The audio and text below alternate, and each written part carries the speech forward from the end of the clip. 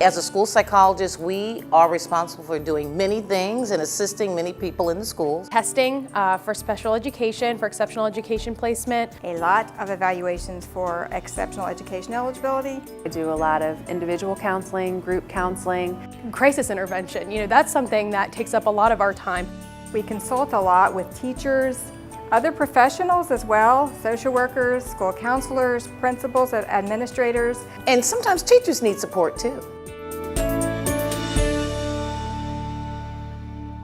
We do a ton of work on prevention, so really looking at data, looking at early indicators that could lead us to kind of come up with ideas, interventions, evidence-based practices that we could put in place before an issue becomes so extreme that it requires more specially designed instruction or more intensive support.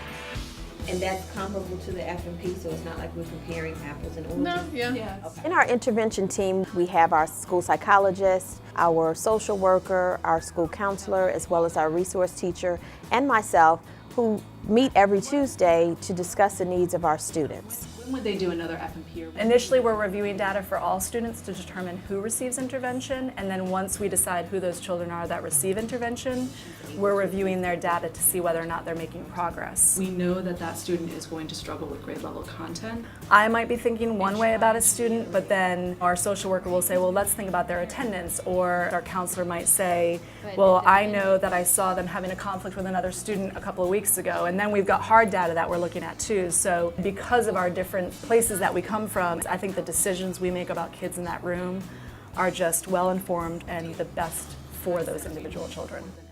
And so we're going to talk to you a little bit today about mindfulness. Anybody want to guess? What is Mindfulness is helping students and teachers become aware of the things that may impact their ability to perform to their best. Sometimes we get nervous. Children get nervous. It's hard if they don't understand what that is. So we've started going into classrooms and doing mindful lessons. Ms. Game and I are going to teach you today is the cleansing breath. If they get a test in front of them and freeze, having them be able to make a couple of steps to calm down and refocus and get back on task. The ideal is before there's an event. So if a situation presents itself where a child starts having these feelings, before acting out, they go and use their mindful strategies. All right, so close your eyes.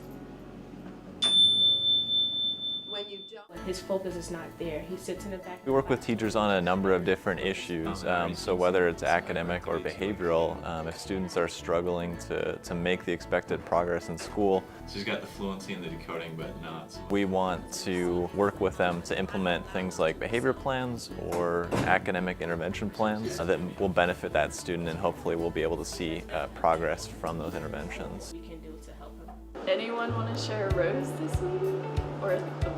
You're talking, let's go first. I'll start with the thorn. My car broke down in my friend's neighborhood. So that's the Well Nest here at Godwin High School. It's a place where students can meet and have group discussions and have some counseling, some yoga, some mindfulness. It really is mental health services wrapped up into one really nice space. I know it'll be a lot better. In this day and age, we have a lot of teenagers dealing with a lot of different things, especially anxiety, stress. And so this year we have found a space where students who are feeling like school can be overwhelming, or situations at school that can be overwhelming, can have a place to go where an adult will help them cope with some of the things that they're dealing with. Children that have had exposure to trauma are hypervigilant, which means they might perceive things to be threatening or stressful that may not actually be. We do a lot of teacher education, psychoeducation regarding things like self-regulation, self-awareness, social skills and things like that. That's done in a sort of in a teaching format, but also in a one-to-one format as well. So I meet with the kids individually and do counseling. We do groups there, and then we also do class-wide instruction in addition to teaching the teachers there. You guys might have students where you see this. You might see School psychologists are jack of all trades in my mind. In addition to doing the traditional testing, they also sit on problem-solving teams. They do professional development for staff, they work with parents, they do individual consultation on student behavior and academic needs, they run small groups, they do individual counseling. So kind of on any given day, at any moment, they could be engaged in a number of different activities. to do some of these.